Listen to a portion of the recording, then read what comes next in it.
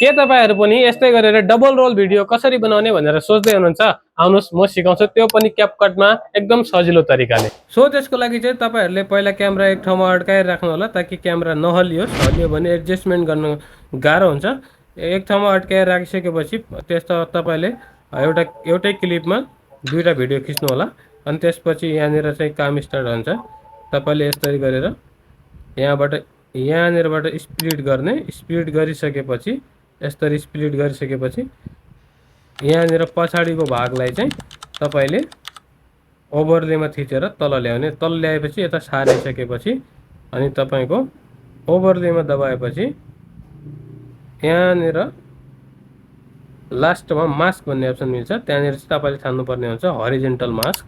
Horizontal mask छानिसकेपछि यसलाई यसरी घुमाएपछि यसरी घुमाएपछि अलि यता तान्ने, बीचमा ग्याप राख्नुपर्छ अलिकति। ओके, तपाईको भाग हुन्छ रेडी। ल तपाईले हेर्न सक्नुहुन्छ भयो हैन त। यस्ता इन्फर्मेटिभ भिडियोहरुको लागि फलो अथवा सब्स्क्राइब गर्न नछुटाउनु होला।